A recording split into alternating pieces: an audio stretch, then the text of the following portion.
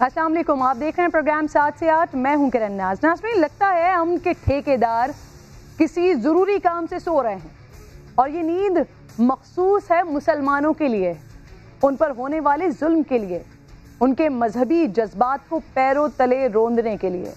کشمیر و فلسطین میں مسلمانوں کی نسل کشی ہو رہی ہے، ظلم و ستم کے پہاڑ ٹوٹ رہے ہیں.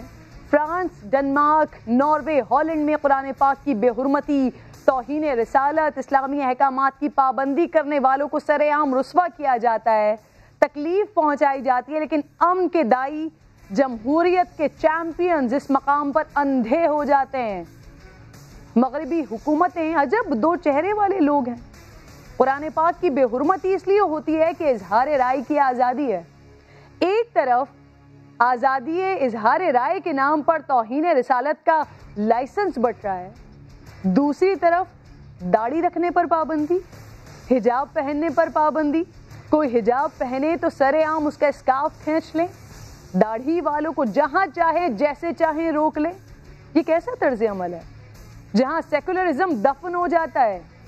مسلمانوں کے لیے آزادی اظہار رائے کی موت ہو جاتی ہے اور بات کسی اب عام مسلمان کی نہیں ہے، اب اس ہستی کی توہین کا معاملہ ہے کہ جس کے گستاخوں پر تا قیامت لعنت برستی رہے گی.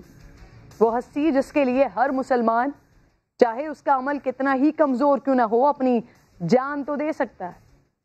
آپ کا گستاخ 1,24,000 انبیاء کرام کی توہین کرتا ہے کیونکہ آپ سب کے امام ہیں. آج غیرت مسلم ناظرین داؤ پر لگی ہے، مگر شرم سے ڈوب مرنے کا مقام ہے. مسلم امہ کے ان حکمرانوں کے لیے جو دین کے ٹھیکیدار بنتے ہیں، مگر ایک ہفتہ گزر گیا ہے، آقائے دو جہاں کے گستاخانہ خاکوں پر OIC نے ایک بیان تک جاری نہیں کیا. بات صرف مذمتوں اور بیانات کی نہیں ہے، یہ جنگ ناموس رسالت اور امت کی جنگ ہے. اسلامو فوبیا کا شکار ان مغربی فرعونوں کو سفارتی، تجارتی ہر محاذ پر منہ توڑ جواب دینا ہوگا. اگر جو حکمران ایک مذمتی لفظ نہ بول سکیں، ان سے غیرت اور حمیت کی امید رکھنا انتہائی فضول ہے. خدا کا کروڑوں شکر ہے کہ پاکستان اسلامو فوبیا کے خلاف بھرپور آواز اٹھا رہا ہے. وزیر خارجہ نے اس نفرت انگیز عمل پر فرانسیسی حکومت سے بات کی ہے، مطالبہ کیا ہے کہ ان گستاخوں کو نشان عبرت بنایا جائے. کاش تمام مسلم امہ کے حکمرانوں کو بھی یہ خیال آئے. آئیے آج پروگرام کے ٹاپکس آپ کو دکھاتی ہوں. پہلے ملک کو اربوں روپے کما کر دیتا ہے لیکن اس کے اپنے پلے کچھ بھی نہیں ہے. طوفانی بارش نے کراچی کا حلیہ بگاڑ کر رکھ دیا ہے. کیا کچی آبادیاں، کیا اچھی بستیاں، سب تو بہہ گئی ہیں. طوفان اٹھا تو سیاسی اور عسکری قیادت بھی متحرک ہو گئی ہے. Army chief, opposition leader Karachi کا دورہ کر رہے ہیں. وزیر اعظم بھی ہفتے کو تشریف لائیں گے. کیا اس مرتبہ کراچی کے زخم بھر پائیں گے یا صرف شہریوں کو لالی پاپ ہی ملے گا؟ بدلتا ہے قول سیاستدان کیسے کیسے، ماضی کے دشمن آج کے دوست بن گئے. اپوزیشن لیڈر شہباز شریف کی بلاول ہاؤس کراچی میں پیپلز پارٹی قیادت سے ملاقات، مخالفت میں کی گئی تقریریں حمایت میں بدل گئیں. نواز شریف اور آصف زرداری کے درمیان ٹیلی فونک رابطہ ہوا جس میں ساتھ مل کر چلنے پر اتفاق ہوا ہے. اپوزیشن کی سیاست کس رخ پر جا رہی ہے، بات کریں گے پروگرام میں. اور 3 سال میں 8 ڈیڈ لائنز کے بعد تیار ہونے والی پشاور BRT چل تو پڑی ہے لیکن 15 دن میں 4 حادثات کا شکار ہو گئی. آخر مسئلہ کیا ہے؟ افتتاح میں جلد بازی کر کے مسافروں کی زندگی کو خطرے میں تو نہیں ڈال دیا گیا؟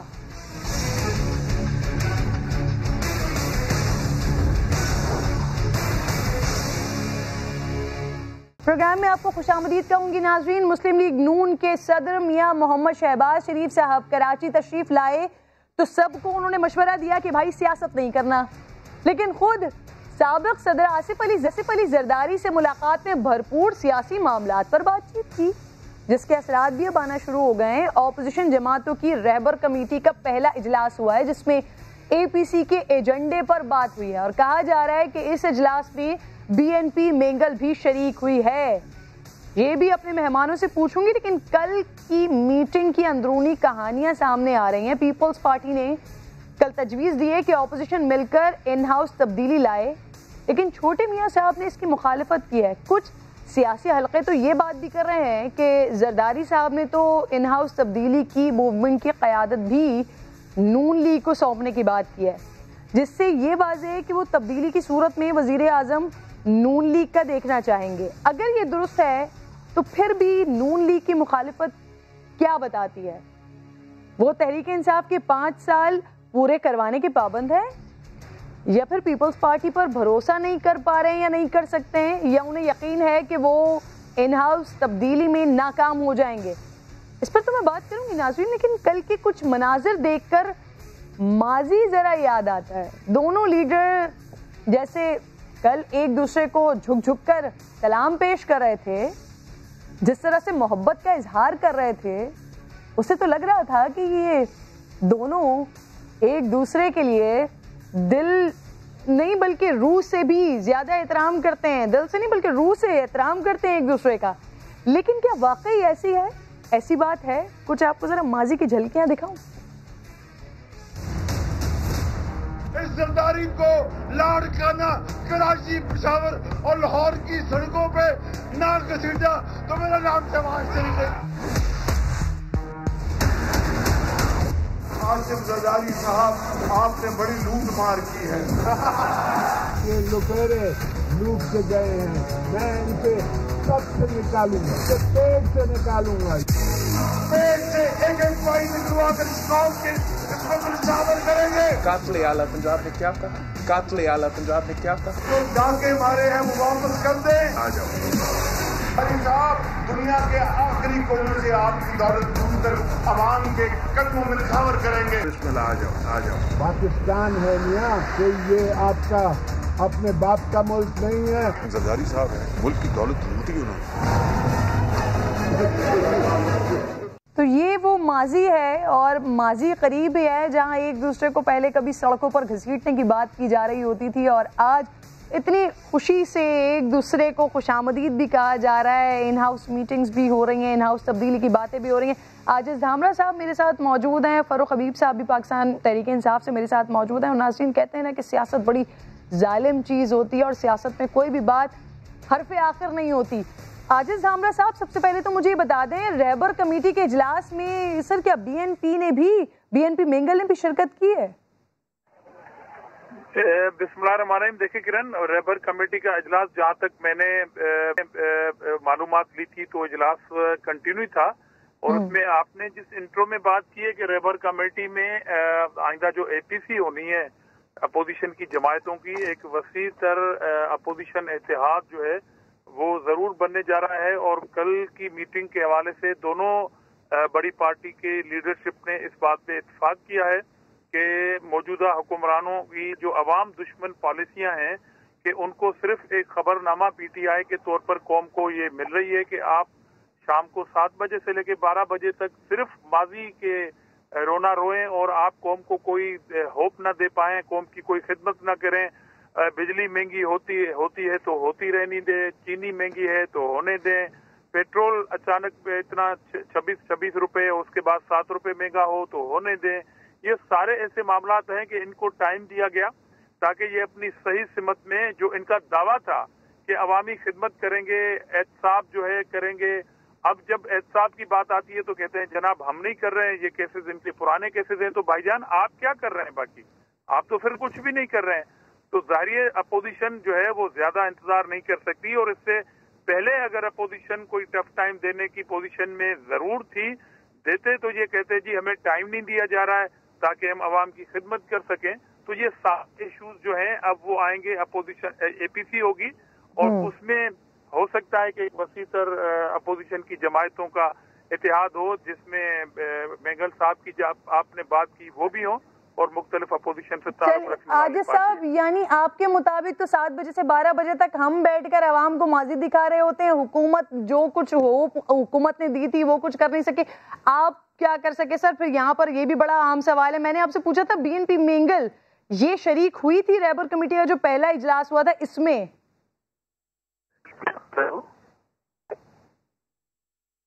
عاجز صاحب، ہلو، آج کے اجلاس میں بی این پی مینگل سر شریک ہوئی تھی؟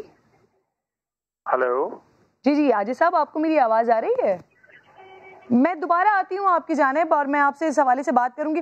فاروق حبیب صاحب, ریبر کمیٹی کا اجلاس ہو رہا ہے اور اب ایسا لگتا ہے کہ شاید اس اے پی سی کا جو انتظار کیا جا رہا تھا, جو ہونے والی تھی, وہ شاید اب پہلے مرحلے میں داخل ہو گئی ہے. ریبر کمیٹی کا اجلاس ہو رہا ہے, پھر آگے ڈیٹ فائنل ہوگی اور پھر اس کے بعد آگے معاملات بڑھیں گے. حکومت کو کوئی بے چینی ہے یا کوئی فرق نہیں پڑتا اے پی سی ہو رہی ہے یا ریبر کمیٹی کا اجلاس ہو رہا ہے؟ دیکھیں, بات یہ ہے کہ کل اگر آپ نے جو منظرنامہ دیکھا کہ پاپڑ والے کی فلودے والے کے ساتھ ملاقات تھی. مسئلہ یہ ہے کہ جنہوں نے علی بابا 40 کروڑ کا پیٹ پھاڑ کے پیسے واپس لے کر آنے تھے, وہ ایک دوسرے سے بغل گیر ہوئے تھے, کیونکہ ایک کے اوپر جعلی اکاؤنٹس کے کیس سامنے آ گیا ہے, ایک کا ٹی ٹیز کا کیس سامنے آ گیا ہے. اب مجھے یہ بتائیں, ہونا تو یہ چاہیے تھا کہ کراچی کے اندر جو کراچی ڈوبا پڑا ہے, کراچی کے اندر لوگ بارش کے پانی کے اندر ڈوب گئے ہیں, سیوریج کے مسائل ہیں, کوڑا کرکٹ کے مسائل ہیں, ٹرانسپورٹیشن کے مسائل ہیں, کراچی کو مسائلستان بنا دیا پیپلز پارٹی نے. یہ کہتے ہیں کہ ہم ماضی کی باتیں کرتے ہیں, ماضی کی باتیں ہم نہیں کرتے, ہم چھوڑ دیتے ہیں. آپ یہ بتائیں کہ آپ کی 12 سالہ کارکردگی سندھ کے اندر کیا ہے؟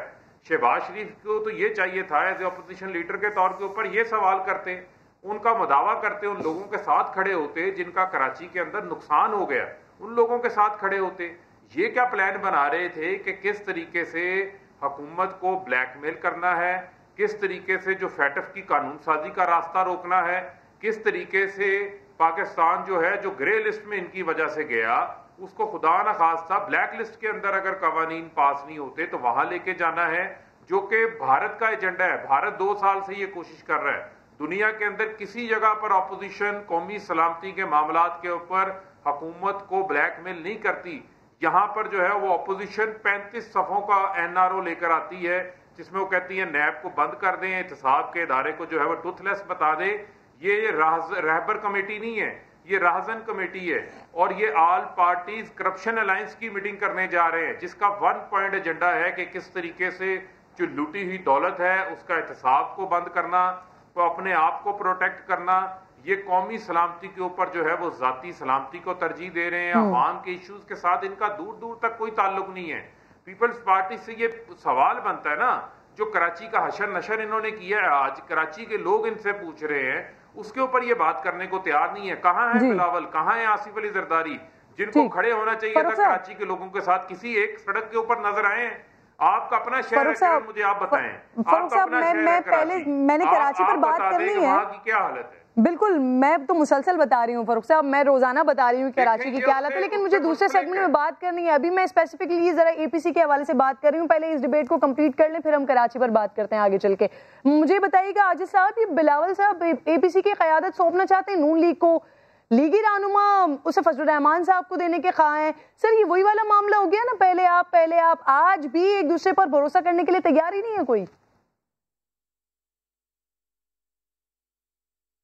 ایک ریبر کمیٹی کا اجلاس ہو رہا ہے اور اس میں اپوزیشن کی جماعتیں آپس میں بیٹھیں گی اور ایک شیڈول طے کریں گی, قیادت کس کو کرنی ہے کس کو نہیں کرنی. مگر آپ دیکھ رہے ہیں کہ ان کی صفوں میں جو کھلبلی مچی ہوئی ہے. ابھی جو فاروق حبیب صاحب کا جو لہجہ ہے کہ ریبر کمیٹی کو وہ ریزن کمیٹی کر رہے ہیں, آپ ریزن تو آپ ہیں, تباہی کے منظر تو آپ پورے ملک میں پیش کر رہے ہیں, کراچی کا مینڈیٹ کے دعوے دار تو آپ ہیں, مگر آپ کے پرائم منسٹر جو سلیکٹڈ پرائم منسٹر ہے, کہاں ہے وہ سلیکٹڈ نیازی جو کراچی میں آنے کے لیے تیار نہیں. اور اسی وجہ سے اپوزیشن کی جماعتیں جو ہیں وہ کٹھی ہوئی ہیں. اور احتساب آپ سے کوئی NRO مانگے گا, آپ اپوزیشن سے NRO مانگ رہے ہیں تھرو نیب کے. یہ جو نیب کی اچانک پھرتی دیکھی جا رہی ہے وہ صرف اس لیے ہے کہ آپ کو NRO نہیں مل رہا اپوزیشن کی جماعتوں سے, مگر آپ لے رہے ہیں, آپ تباہی پارٹی ہیں, آپ نے تباہ کر دیا اس قوم کو. اور سوشل میڈیا دیکھیں, آپ کو قوم جواب دے رہی ہے, آپ اپنے حلقوں میں نہیں جا سکتے. اس لیے کراچی کے مینڈیٹ کے دعوے دار تو ہیں, کیا کراچی سے سلیکٹڈ نیازی نے یہاں سے منتخب الیکشن نہیں لڑا تھا انہوں نے, تو اس لیے آپ سلیکٹڈ ہیں, آپ کو عوام سے کوئی سروکار نہیں ہے. اور اپوزیشن جو ہے وہ آپ کی نااہلی اور تباہی کے اوپر خاموش نہیں رہے گی. اس لیے آپ, ابھی تو پہلا اجلاس ہوا ہے نا ریبر کمیٹی کا اور اے پی سی کی بات ہو رہی ہے, آپ رو رہے ہیں. دھامرا صاحب یہ الزامات آپ دونوں کی طرف سے سر پچھلے 2 سال سے سب سن رہے ہیں سر, یہ پچھلے 2 سال سے چل رہی ہیں. مجھے یہ بتا دیں نا سر، ایک دوسرے کے اوپر آپ لوگ بھروسہ نہیں کر پا رہے ہیں. اے پی سی کی میں بات کر رہی ہوں، نون لیگ کچھ چاہ رہی ہے، پیپلز پارٹی کچھ چاہ رہی ہے. سر یہ کہاں جا کے پھر یہ اونٹ بیٹھے گا سر؟ کرن بھروسہ دیکھیں کل کی جو ڈیولپمنٹ ہوئی ہے وہ بہت بڑی ڈیولپمنٹ ہے کہ دونوں پارٹیوں کے ہیڈ آپس میں بیٹھے ہیں اور اس میں یہ ہوا کہ آج جائیں گے اور آگے چل کے ایک سر بیٹھ گئے، بات ہو گئی، فون پر بات ہو رہی ہے، 8 گھنٹے فونز پر بات ہو رہی ہے سر، لیکن طے تو کچھ بھی نہیں ہو پا رہا نا. لیڈ کون کرے گا یہ طے نہیں ہو پا رہا ہے، ان ہاؤس تبدیلی کرنی ہے نہیں کرنی یہ طے نہیں ہو پا رہا سر، طے تو کچھ نہیں ہو پا رہا. آپ اطمینان رکھیں اور انشاءاللہ آپ ہی کے انہی پروگراموں کے اندر آپ اس بات پر گفتگو کرتے ہوئی نظر آئیں گی قوم کو کہ یہ بہت بڑا اتحاد بن گیا ہے، اور ان کی چیخیں اور رونا اسی پروگراموں میں آپ کو نظر آئے گا. دیکھیں کتنے اریٹیڈ ہیں کہ یہ رہبر کمیٹی ہے، احتساب سے انارو مانگ رہے ہیں. دراصل قوم کو بے وقوف بنا رہے ہیں. احتساب کے انارو آپ مانگ رہے ہیں احتساب کے تھرو، سو کالڈ احتساب کے تھرو، اس لیے آپ کو انارو نہیں ملے گا. یہ بھول جائیں آپ بات کو بھی، یہ آپ کو نہیں ملے گا. اور دوسری بات، انہوں نے 2 سال کی ایک رپورٹ پیش کی. یہ کہتے ہیں نا کہ پرانے کیسز ہیں، نیب انڈیپینڈنٹ ادارہ ہے. اسی پروگرام میں ان سے وضاحت لے لیں پی ٹی آئی سے کہ آپ کی جو رپورٹ آئی ہے 2 سال کی کارکردگی کی، اس میں جو آپ کا 4 پیج پہ نیب کی آپ نے اچیومنٹ جو ہے وہ اپنی گورنمنٹ کی کارکردگی میں ڈالی ہوئی ہے، وہ کس طرح ڈالی ہوئی ہے؟ نیب تو انڈیپینڈنٹ ہے. تو اس طرح آپ چوری کر کے آپ کے کھاتے میں کوئی چیز نہیں بتانے کی، آپ نیب کے کیسز کو اپنی کارکردگی کے طور پر پیش کریں، اپنے منہ میں تماچا مار رہے ہیں. ٹھیک ہے سر، ٹھیک ہے، میں یہ سوال لے لیتی ہوں، میں فاروق صاحب سے سوال لے لیتی ہوں، سوال لے لیتی ہوں سر. اپوزیشن آپ کی کارکردگی پر فاروق صاحب تنقید کرتی ہے، آپ کے اپنے وزراء کہتے ہیں کہ معیشت ٹریک پر آ گئی ہے، موجودہ سال حالات بدل جائیں گے، لیکن وزیر اعظم صاحب کہتے ہیں کہ ابھی تبدیلی لانا ممکن نہیں ہے، اس میں مزید وقت لگے گا. دیکھیں بات یہ ہے کہ یہ تو چور مچائے شور کا کھیل ہے جو انہوں نے چلایا ہوا ہے. مجھے آپ یہ بتائیں کہ جو یہ ایک دوسرے کو کہتے رہے ہیں یہ آج بھی ساتھ نہیں ہے. جو سینٹ کے الیکشن کے اندر ہوا ان کے ساتھ، مجھے آپ یہ بتائیں یہ ایک دوسرے کے اوپر اعتماد کر ہی نہیں سکتے. انہوں نے تو رینٹے دھرنا کروایا تھا فضل الرحمان صاحب کے پاس، اس کو آؤٹ سورس کیا ہوا تھا، ان کو باورچی دے کر کنٹینر دے کے بھیجا، سیڑھی بعد میں کھینچ لی تھی انہوں نے پیچھے سے. یہ تو ان کا تو اعتماد ہی نہیں ہے نا. یہ پہلے آپ والا معاملہ تو ان کا چلتا جائے گا. جو لوگ ان سے پوچھتے ہیں کہ وہاں پر ایک کورٹ کے ریمارکس ہیں کہ ڈائن بھی ساتھ گھر چھوڑ دیتی ہے جب لاڑکانہ کے اوپر ڈیولپمنٹ کے اوپر معاملات آتے ہیں. مجھے آپ یہ بتائیں کہ کراچی سے 250 ارب روپیہ یہ جمع کرتے ہیں، سندھ اپنے خزانے میں لے جاتا ہے. کراچی کی ڈیولپمنٹ کے لیے صرف 3 ارب روپیہ انہوں نے رکھا ہے. یہ کہتے ہیں کہ 18ویں ترمیم کا ڈھول بجاتے ہیں. 18ویں ترمیم کے بعد تمام اختیارات آپ کے پاس ہیں. 1 منٹ سن لیں نا، سن لیں آج زامرہ صاحب سن لیں نا، تھوڑی آجزی سے سن لیں نا، آجزی سے سن لیں نا. 162 ارب روپے دیکھیں پھر بے چینی اور کڑبلی تو پھر آپ کے پاس ہوئی. حاجی صاحب فاروق صاحب کو کمپلیٹ کرنے دیں، آپ اپنا پوائنٹ آف ویو دیجیے گا اس میں. سر کمپلیٹ کرنے دیں فاروق صاحب کو. حاجی صاحب پلیز فاروق صاحب کو کمپلیٹ کرنے دیں. فاروق صاحب یہ کیا کمپلیٹ کریں گے؟ جھوٹی جھوٹ بول رہے ہیں. میں نے خبرنامہ ان کو آپ اپنی باری پر سر آپ اپنی باری پر بات کیجیے گا. حاجی صاحب پلیز، کہاں گئے حاجی صاحب پلیز آپ اپنی باری پر بات کیجیے گا. فاروق صاحب آپ بات کیجیے. دیکھیں میں نے تو صرف میں نے تو یہ سنا تھا نا، وہ کہتے ہیں آئینہ دکھایا تو برا مان گئے. دیکھیں سچ سننا مشکل ہوتا ہے. میں ان کو کہہ رہا ہوں حوصلے سے سن لیں. دیکھیں گزارش یہ ہے کہ معاملات جو ہیں وہ ان کے نہ کنٹرول میں ہیں، نہ ان سے سنبھالے جائیں گے. آج ملک کو 40 سالہ اقتدار ان دونوں جماعتوں کے پاس رہا ہے. آج جس ملک نہج کے اوپر کھڑا ہے وہ کھل کے سامنے آ گیا ہے.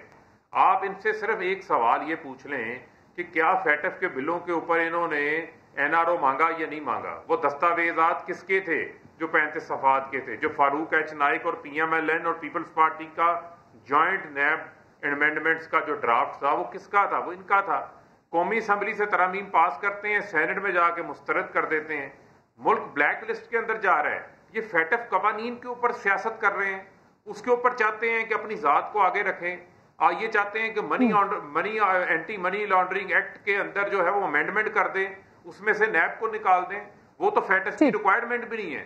فیٹس کہتا ہے ان کی وجہ سے پاکستان گرے لسٹ کے اندر گیا, یہ ٹی ٹیز کی وجہ سے, منی لانڈرنگ کی وجہ سے, جعلی اکاؤنٹس کی وجہ سے, ان عیادتوں کی وجہ سے پاکستان جو ہے وہ گرے لسٹ کے اندر گیا ہے. آج اگر ہم قانون سازی کر رہے ہیں, ٹرانسپیرنسی لانا چاہتے ہیں, شفافیت لانا چاہتے ہیں, تو میں ان کو کہتا ہوں کہ قومی سوچ اپنائیں, اپنے آپ کو جو ہے وہ اپنے قد کو چھوٹا نہ کریں, اپنی ذات کو آگے نہ لائیں. پاکستان کا معاملہ ہے, ملک کے مفاد کا معاملہ ہے, یہ کسی جماعت کا معاملہ نہیں ہے. اس کے اندر آپ بری طرح ایکسپوز ہوئے ہیں. ٹھیک ہے فاروق صاحب, آپ دونوں مہمان میرے ساتھ, مجھے کراچی پر بات کرنی ہے, ذرا دکھائیے, پھر ہم آگے چل کے بات کرتے ہیں.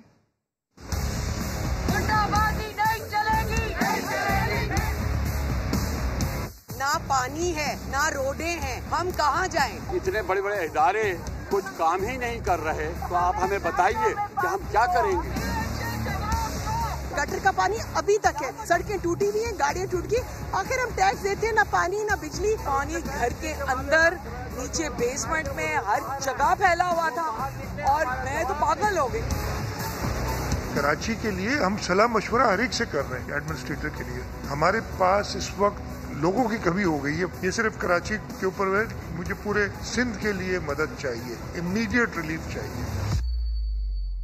شہر قائد اب بھی مسائل کے بھور میں ہے, عسکری اور سیاسی قیادت کی توجہ تو حاصل کر لی ہے, لیکن اب انتظار ہے ناظرین عملی اقدامات کا, جس کے لیے وزیر اعظم پاکستان سے امید تھی کہ وہ کل آئیں گے اور کچھ بڑے اعلانات کریں گے, لیکن اب کہا جا رہا ہے کہ ان کا دورہ ملتوی ہو گیا. اب امید کرتی ہوں ناظرین کہ یہ دورہ جو ملتوی ہوا ہے وہ سندھ اور وفاق کی کشمکش کی وجہ سے نہ ہوا ہو. اب تو وزیر اعلیٰ سندھ صاحب بھی مدد کے لیے عمران خان صاحب کو پکار رہے ہیں, کہتے ہیں پورا سندھ تکلیف میں ہے, وفاق مدد کو آئے. دیکھتے ہیں اس بار خان صاحب جو جمعے کے بجائے اب ہفتے کو آ رہے ہیں کیا کرتے ہیں. اس کے علاوہ کراچی کے علاقہ ناظرین ڈیفنس, یہاں آج بھی احتجاج ہوا ہے. کل دفتر کے باہر احتجاج ہوا اور احتجاج کرنے والوں کے خلاف FIR درج کی گئی. احتجاجی مظاہرین کے مطالبات ہیں کہ ان کے خلاف درج FIR واپس لی جائے, ان کے نقصانات کا ازالہ کیا جائے, ٹوٹے ہوئے روڈز کی مرمت کی جائے اور DHA کو دیے گئے ٹیکس کو کیا جائے. اس پر بات کرنے کے لیے مجھے پروگرام میں جوائن کر چکے میرے دونوں مہمان تو میرے ساتھ ہی موجود ہیں. عبداللہ شاری صاحب چیئرمین کلفٹن ڈیفنس کمیونٹی ہیں, بہت بہت شکریہ سر آپ کا. سب سے پہلے تو یہ بتائیے گا کہ آپ کے مطالبات تو سامنے آ گئے ہیں, اس کے لیے CBC انتظامیہ سے کوئی مذاکرات ہوئے ہیں؟ شکریہ آپ کا. میں مذاکرات کو نہیں مانتا, اس لیے نہیں مانتا کہ وہ ایک خالی کاغذ کے اوپر ہم جتنے بھی ایگریمنٹ کر لیں, کوئی نوٹیفیکیشن اب تک نہیں آیا. 2 دن ہو چکے ہیں مذاکرات کو. اگر عملی جامہ پہنانا ہوتا تو کوئی نوٹیفیکیشن آتا, کوئی سلسلہ وار کام چلتا. تھوڑا سا تبدیلیوں کی ضرورت ہے, تھوڑا سا دیکھنے کی ضرورت ہے. DHA صرف کراچی میں نہیں ہے, لاہور میں بھی ہے, اسلام آباد میں بھی ہے. اچھا سر, اب تک تقریباً کتنا نقصان ہو چکا ہے, اور ڈیفنس کے مکینوں کا کچھ اندازہ ہوا ہے, کچھ تخمینہ لگایا آپ لوگوں نے؟ میرے ذاتی حساب سے 1 ارب روپے سے اوپر کا نقصان ہے, کیونکہ اگر ہم چھوٹے سے کمرشل کو بھی اگر دیکھتے ہیں تو ہر کمرشل کے اندر 40 سے 50 بیسمنٹ موجود ہیں, اور ہر بیسمنٹ کے اندر کم از کم 1 کروڑ روپے کا stock, motorcycle spare parts کی صورت میں, کار پارٹس کی صورت میں, لکڑی کے فرنیچر کی صورت میں, اور جنرل اسٹور کی صورت میں بہت موجود ہے. اس کے علاوہ جو فلیٹس کی بیسمنٹ ہے اس میں تقریباً 300 سے 350 کاریں 3 دن بعد نکالی گئی ہیں. مجھے پروگرام میں اس وقت سعدیہ امام صاحبہ بھی جوائن کر چکی ہیں کہ محتاج نہیں ہیں. بہت بہت شکریہ سعدیہ آپ کا. جہاں آپ رہتی ہیں DHA میں, وہ علاقہ بھی کس طرح سے وہاں پر پانی آیا اور کیا آج تک حال ہے وہ سب کی نظروں کے سامنے. اس وقت بارش کے 7 روز بعد بھی آج احتجاج کیا گیا ہے. اب کیا مطالبات ہیں DHA کے لوگوں کے؟ آڈیٹر جنرل آف پاکستان نے کنٹونمنٹ کے اس حوالے سے آڈٹ کا بھی حکم دے دیا ہے. سعدیہ تھینک یو سو مچ کرن, اور یہ تمہارے لیے بڑی آنر کی بات ہے کہ آلویز تم نے ہمیشہ کرنٹ ایشوز پہ بات کری ہے. میرا خیال ہے کہ اس پہ ہمیں بہت پہلے بات کر لینی چاہیے تھی. وہ اور بات ہے کہ ہم بات نہیں کرتے ہمیشہ, لیکن اب سمجھنے کی بہت ضرورت ہے. جب کہتے ہیں نا اپنے گھر کی بات آتی ہے تو کھڑے ہو جاتے ہیں. ڈیفنس والوں کی مجھے دفعہ دکھ یہ ہوا کہ جب تک جھگیاں دوسرے گھر تباہ ہو رہے تھے تب تک کوئی بھی کھڑا نہیں ہوتا. آج اپنے گھر میں پانی گھسا تو سب کو یاد آیا, اور کیوں نہیں یاد آئے, ہم لاکھوں کے حساب سے یہاں ٹیکس دیتے ہیں. دیکھیں باقی کے لوگوں کا میں ان کے دکھ سے میں نے یہ گھر اپنے ہاتھوں سے کھڑے ہو کے بنوایا ہے. آپ یقین مانے جب اس گھر میں پانی آ رہا تھا اور میں بالٹیاں بھر بھر کے نکال رہی تھی تو مجھے یہ سمجھ نہیں آ رہا تھا کہ، اور میرے میاں نے، کیونکہ آپ سب کو پتہ ہے میرے میاں جرمنی میں رہتے ہیں، آپ کو پتہ ہے میرے میاں نے کہتے ہیں اور رہو پاکستان میں، بہت محبت ہے نا اپنے ملک سے، کیا دیا تمہارے ملک نے تمہیں؟ میں آج بھی اپنے ملک کے لیے سٹینڈ کرتی ہوں، میں آج بھی اپنے ملک کے پاسپورٹ کو لے کے چلتی ہوں، میں نے آج بھی اپنے ملک کا پاسپورٹ نہیں بدلا. آئی لو مائی کنٹری، بٹ اس ملک سے خاص طور پہ مجھے ایک لفظ کا پلیز بتا دیں، شاید میری اپنی غلطی ہو، میں ان پڑھ ہوں، مجھے پتہ نہیں چلتا ہو. DHA اس کا مخفف کیا ہے؟ Defence housing authority. مجھے یہ بتائیے کہ DHA نے کیا کیا؟ ڈیفنس کو ہم نے ساری زندگی اتنے ٹیکسز دیے، اتنا صرف ہم نے نہیں، ہماری بلوں سے، ہمارے چیک سے، ہر چیز سے کٹ کٹ کے ڈیفنس کے پاس جاتا ہے. ہمارے ڈیفنس کو کیا ملتا ہے؟ پورے ملک کے ڈیفنس دیکھیں، کراچی کا ڈیفنس دیکھیں جو ہب ہے، اس کے ساتھ کیا حشر ہو رہا ہے. تمام پاکستان کے نامور لوگ، پاکستان کی سیلیبریٹیز جو اس علاقے میں رہتی ہیں، DHA میں رہتے ہیں، وہ تمام لوگ اپنے گھروں سے باہر نکلے ہوئے احتجاج کر رہے ہیں، سب کو ہم دیکھ رہے ہیں. عاجز دھامرا صاحب ساتھ موجود ہیں، سندھ گورنمنٹ یہاں پر ہے، وہ یہاں کے معاملات انتظامات دیکھ رہی ہے، تو اب عاجز صاحب شاید اس بات کا اور آپ کے دکھ کو سمجھتے ہوئے اس بات کا جواب دے سکیں. عاجز صاحب، سر FIR بھی درج ہو گئی ہے. عاجز صاحب اب تو FIR بھی درج ہو گئی ہے، ڈیفنس کا معاملہ حل ہی نہیں ہو کر دے رہا ہے. ایگزیکٹلی، دیکھیں ایشو یہ ہے کہ جب اس طرح کے ڈیزاسٹر آتے ہیں، اور دیکھیں PTI نے شروع میں ہی کہا تھا کہ ہم سونامی لائیں گے، اور سونامی عوامی دشمنی کا، تباہی کا نام ہے. چلو یہ بارشیں عام مونسون کی بارشیں نہیں ہیں، یہ خوشگوار موسم کرنے والی بارشیں نہیں تھی، یہ ڈیزاسٹر تھا. اس کے ساتھ ساتھ ڈیفنس کے لوگ بھی پریشان تھے، اور پانی آج بھی ڈیفنس میں بدر کمرشل میں اپنے فلیٹ میں نہیں جا سکتا ابھی بھی. تو یہ ساری صورتحال ہے کہ آپ وہاں پر اگر کوئی باتھ روم بھی بنانا چاہیں تو آپ کو وہاں سے ایک نوٹس آ جاتا ہے، آپ نہیں بنا سکتے ہیں. ہم بار بار یہ بات کہتے تھے کہ جو جس کی ریسپانسبلٹی ہے ان سب کو یہاں پر اپنی ریسپانسبلٹی پوری کرنی پڑے گی، تب جا کے ہم کراچی کی ساری صورتحال کو کنٹرول کریں گے. مگر یہاں پر تنقید کا اگر دروازہ کھولیں گے تو وہ صرف سندھ گورنمنٹ کے اوپر ہے. ابھی بھی کے الیکٹرک کا چیف منسٹر نے دورہ کیا کہ الیکٹرک کو لوڈ شیڈنگ ختم کرنے کے لیے کون آگے آئے گا؟ پرائم منسٹر کراچی آنے کے لیے تیار نہیں ہے. صدر مملکت کا اپنا حلقہ ہے، اپنا حلقہ انتخاب میں مملکت جو ہے وہ ڈیفنس میں آ کے بیٹھنے کے لیے تیار نہیں ہے. تو یہ ساری صورتحال جہاں پر سندھ گورنمنٹ میں آپ بے شک تنقید کریں، اگین کہتا ہوں کہ بے شک کریں، ہم تنقید پہ نہ اریٹیٹ ہوتے ہیں نہ. سر اس کے بعد جو سنجیدگی، کچھ سنجیدگی خیر نظر آئی، لیکن یہ بتائیں یہ بھی بڑے اچنبے کی بات نہیں ہے، وزیر اعلیٰ صاحب کہہ رہے ہیں کراچی کے لیے کوئی ایڈمنسٹریٹر ہی نہیں مل کر دے رہا. سر دیکھیں اچھا ایڈمنسٹریٹر ڈھونڈنے میں کوئی حباقت نہیں ہے. آپ کراچی والے سے چیف منسٹر پہ بے شک تنقید کریں، سندھ گورنمنٹ پہ کریں، مگر جب ہم ڈائیورٹ کرتے ہیں تنقید کو تو باقی ادارے پر آرام سے ٹہکے لگاتے ہیں کہ جناب عالی پانی کھنا ہوگا اگر ڈیفنس میں، تو تنقید تو ویسے ہی سندھ گورنمنٹ پہ ہوگی، تو وہ کام کیوں کریں؟ اس لیے میں اپیل کرتے ہیں بار بار کہ ہمارے حصے کی ہمارے اوپر تنقید کریں، ہمیں آپ بے شک کڑی تنقید کریں، مگر جب آپ سب کو آپ کلین چٹ دے دیں گے کہ وفاقی حکومت انجوائے کرے، پرائم منسٹر آنے کے لیے تیار نہیں ہے. 162 ارب روپے دینے کی بات کی تھی پرائم منسٹر. سر جمعے کے بجائے ہفتے کو، سر ایک دن ڈیلے ہوا ہے، ہفتے کو تو وزیر اعظم صاحب آ رہے ہیں. سر فاروق صاحب، DHA کے لوگ جس طرح سے احتجاج کر رہے ہیں، یہ ہمارے پھر اگر پرائم منسٹر آئیں گے تو کیا کریں گے؟ فاروق میں آپ کی طرف آ رہی ہوں، سعدیہ کچھ کہنا چاہ رہی ہیں. عاجز صاحب سن لیں، شاید سعدیہ آپ سے کوئی سوال کرنا چاہ رہی ہیں، کوئی کمنٹ کرنا چاہ رہی ہیں. جی سعدیہ. میری صرف پیپلز پارٹی سے ایک درخواست ہے، یہ 2 سال ہوئے اس حکومت کو آئے ہوئے، پرائم منسٹر نہیں آ رہا، پریزیڈنٹ نہیں آ رہا. میں کہتی ہوں سب بہت برے.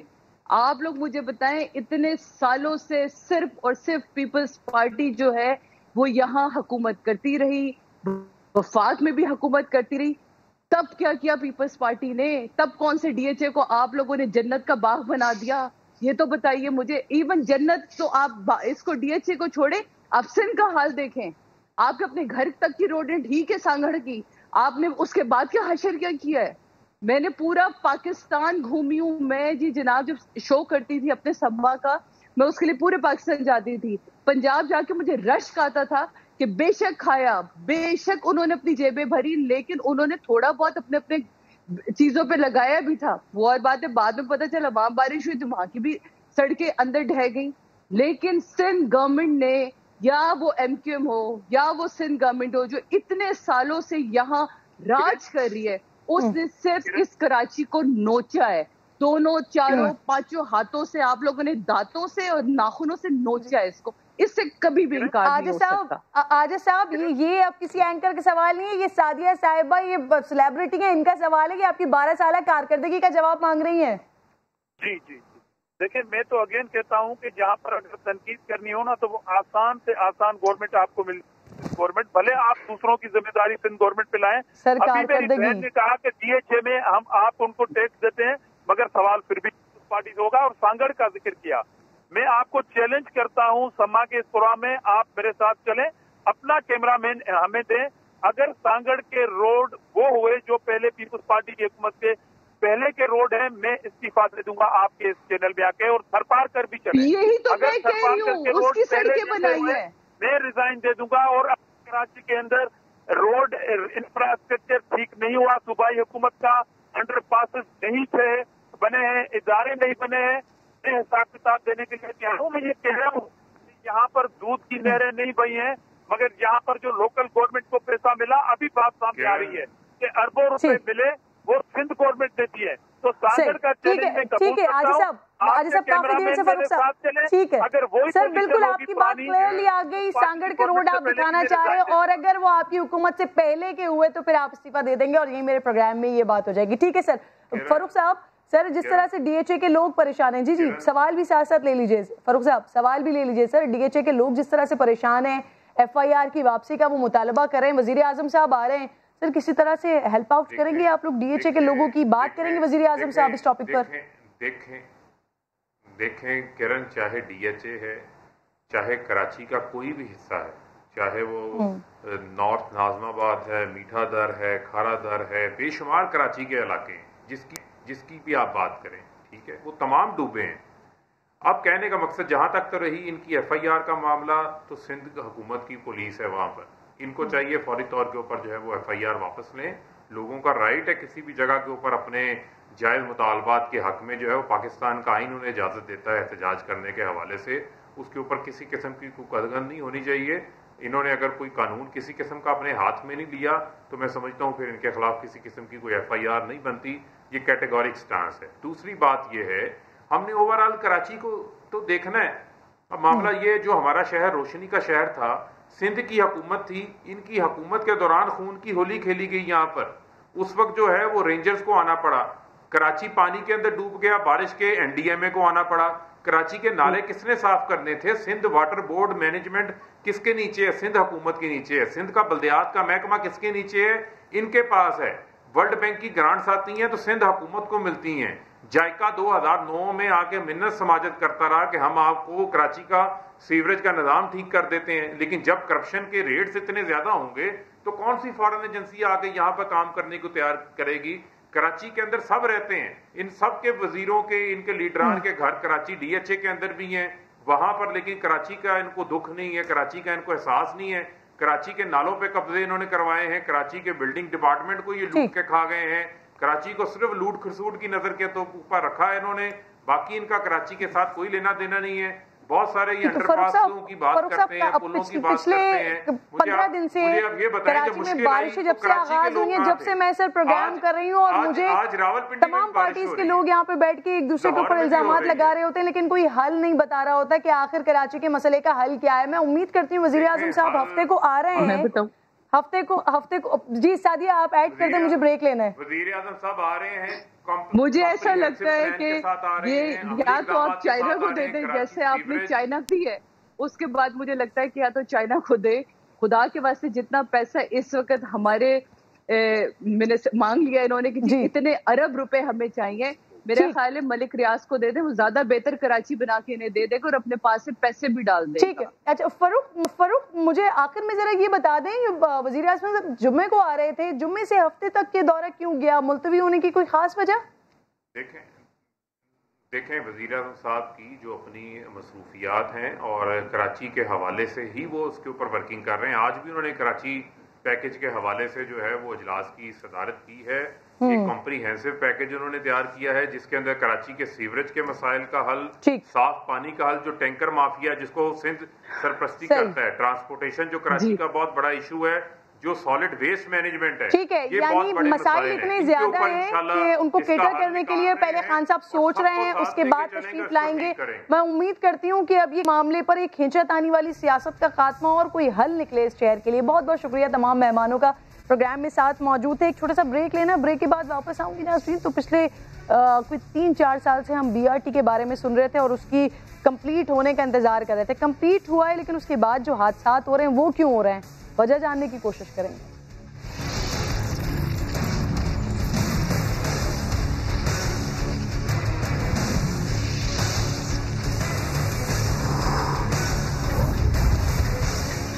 تین سال میں ناظرین 8 ڈیڈ لائنز کے بعد تیار ہونے والی پشاور BRT چل تو پڑی ہے مگر 15 دن میں 4 حادثات کا شکار ہو گئی. افتتاح کے دوسرے روز ہی چلتی بس خراب ہوئی. مسافر کئی کلومیٹر تک پیدل چلتے رہے کیونکہ بس کے خراب ہونے پر کوئی متبادل ٹریک ہی نہیں ہے. ایک ہفتے بعد ہی ایک اور بس برج کی دیوار سے ٹکرا گئی. 3 مسافر زخمی ہو گئے بیچارے. پھر گزشتہ دنوں ایک بس میں شارٹ سرکٹ ہوا جس کی وجہ سے آگ لگ گئی. آج ایک بار پھر حیات آباد میں بس میں آگ لگ گئی ہے. فنی خرابیاں, بار بار آتش زدگی ہزاروں مسافروں کی جانیں خطرے میں ڈال رہی ہے. آخر مسئلہ کیا ہے؟ مینجمنٹ نہیں سنبھال پا رہی ہے یا پھر اسے بھی سازش کہا جائے؟ افتتاح کے باوجود بہت سے حصے نامکمل پڑے ہوئے ہیں. 3 ڈپو ہیں, کمرشل پلازے ہیں, یہ ساری چیزیں, لیکن یہ حادثے ہو رہے ہیں کیوں ہو رہے ہیں؟ میرے ساتھ موجود ہے اس وقت شوکت یوسفزئی صاحب. میں آپ کو خوش آمدید کہتی ہوں. شوکت صاحب سر اس بات کا جواب دے دیں. سر مسئلہ کیا ہے؟ یہ جلد بازی میں افتتاح ہو گیا ہے, مینجمنٹ اب سنبھل کر نہیں دے رہی ہے, یا پھر اسے آپ سازش کہیں گے؟ ہو کیا رہا ہے؟ بسم اللہ الرحمن الرحیم.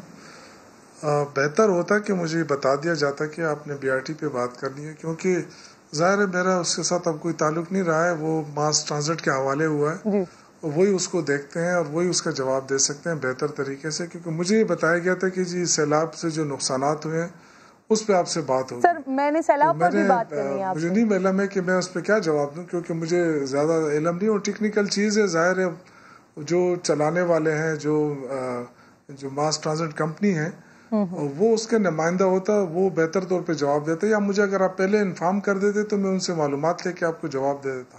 ٹھیک ہے سر. اب سر مجھے اب ذرا یہ بھی بتا دیں, سر کراچی کی تباہی دیکھی جو ہوا, اس پر پاکستان تحریک انصاف کے تمام لوگ ہی ہر کسی کے بیانات آ رہے ہیں. ہر پروگرام میں بھی آپ سے پہلے فاروق حبیب صاحب موجود تھے, ان سے میں نے سوال کچھ کیا تھا لیکن وہ بات کراچی کی بارشوں پر کر رہے تھے.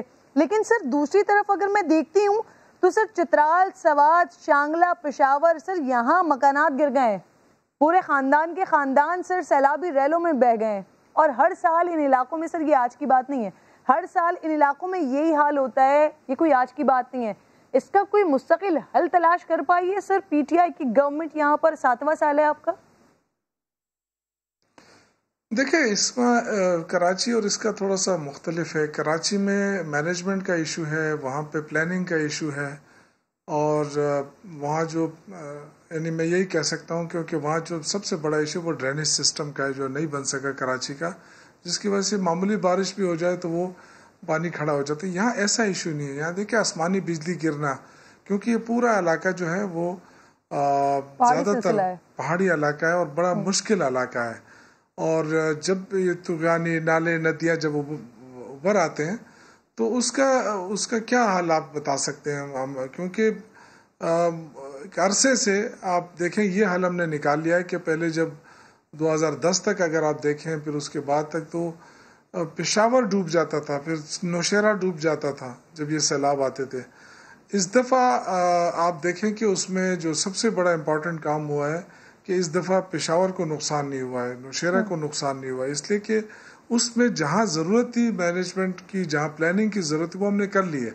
اب یہ کہ جو قدرتی آفات ہوتے ہیں یا اس طرح کی چیزیں, اس کا تو کوئی روک تھام نہیں ہو سکتا. اس میں یہ ہو سکتا ہے کہ گورنمنٹ جو وہاں پہنچے, وہاں اپنی مشینری موبلائز کرے, وہاں پہ جیسے اب جتنی بھی سڑکیں ہماری اس پہ جو تیز بارشیں آئی ہیں اوپر سے اور اس سڑکوں کو کاٹ دیا ہے، تو اس کا تو کوئی حل نہیں ہے سوائے اس کے کہ اس کو دوبارہ بنانا ہے، اس کو دوبارہ ٹھیک کرنا ہے، کیونکہ وہ علاقے آپ شفٹ نہیں کر سکتے، وہ پہاڑی علاقے ہیں، وہ اسی طرح رہیں گے. اسی طرح جو سلائیڈنگ ہوتی ہے اس کا کوئی حل نہیں ہے. تو یہ وہ چیزیں ہیں جو ہمیں کافی عرصے سے ہم اس کا سامنا کر رہے ہیں. لیکن جو مین چیز ہے وہ یہ ہے کہ آپ دیکھیں کہ جیسے ہی بارشوں سے نقصانات ہوئے فوراً موبلائز ہوئی ڈسٹرکٹ مشینری، جو ڈسٹرکٹ انتظامیہ ہے، ہر یہ جو 3-4 ضلع ہیں آپ نے گنوائے، چترال ہے، اپر کوہستان ہے، شانگلہ ہے، سوات میں بہت ساری جگہیں، ان سب میں آپ دیکھیں کہ وہاں ڈپٹی کمشنر یعنی بنفس نفیس وہاں موجود رہے، اور جتنی ہماری مشینری تھی، چاہے وہ CNW ہے، چاہے TMOs ہیں، چاہے وہ ریلیف ڈپارٹمنٹ ہے، انہوں نے اپنا اپنا کام کیا اور کر رہے ہیں. آج بھی آپ دیکھیں کہ پورے ہمارے اسسمنٹ آ گئی ہیں، جتنے بھی، یعنی اس کے باوجود کہ وہاں بارشیں ہو رہی تھی، پوری اسسمنٹ آ گئی کہ کتنے نقصانات ہوئے، کیا کیا نقصان ہوا، کتنے لوگ مرے، کتنے زخمی ہوئے، وہ سارے، اور سب کو انشاءاللہ تعالی ہم کمپنسیٹ بھی کریں گے. ان کی جو بحالی کا ایشو ہے وہ بھی گورنمنٹ کر رہی ہے. تو یہ ہو سکتا ہے جو گورنمنٹ کی ذمہ داری ہے.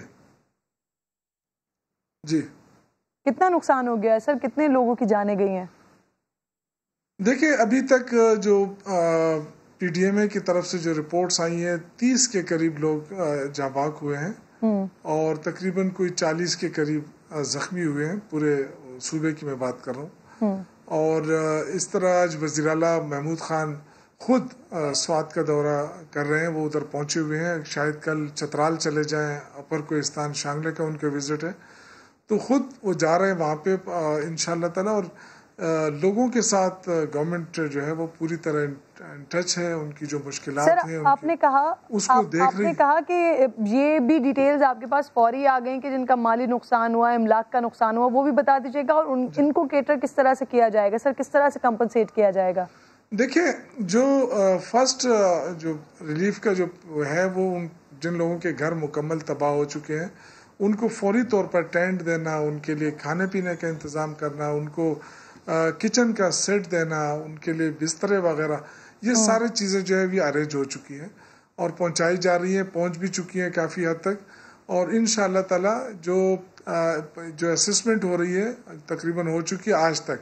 اب اس کے بعد اگر بارش ہوتی ہے اس کے کیا میں نہیں کہہ سکتا، لیکن ابھی تک جو ہے تقریباً کافی اسسمنٹ آ چکی ہے. اس میں جو جزوی گھر تباہ ہوئے ہیں، جو پورے مکمل تباہ ہوئے ہیں، ان کے الگ الگ کمپنسیشن، جو لوگ اس وقت جاں بحق ہوئے ہیں ان کے لیے 3-3 لاکھ، اور جو زخمی ہوئے ہیں ان کے لیے 1-1 لاکھ روپے، یہ وزیر اعلیٰ محمود خان کی طرف سے اعلان ہو چکا ہے. یعنی پہلے ٹمپریری کمپنسیشن اور اس کے بعد رقم کی صورت میں کمپنسیٹ کیا جائے گا ان تمام خاندانوں کو جن کے گھر گر گئے، جن کو املاک کا نقصان ہو گیا. کل سے انشاءاللہ تعالی کہ جو لوگ جاں بحق ہو چکے ہیں یا زخمی ہیں، ہم کوشش کر رہے ہیں کہ کل اگر راستے کھلے ہیں تو ہم کل ہی ان کو چیک پہنچا دیں، تاکہ ان کی اگر جو تھوڑی بہت مشکلات ہیں اس حوالے سے وہ کم کی جا سکے. ختم تو نہیں ہو سکتی، بہت اچھا اقدام ہے، یقیناً ختم نہیں ہو سکتا، لیکن یہ حکومت کی طرف سے ایک اچھا انیشیٹو ہوگا اپنی عوام کے لیے. بہت بہت شکریہ. آپ لوگ موجود تھے. ایک چھوٹا سا بریک مجھے لینا ہے، بریک کے بعد واپس آؤں گی. ناظرین، بھارت کے حوالے سے بات کروں گی کہ آخر کس بات کا ڈر اور کس بات کا خوف ہے بھارت کو.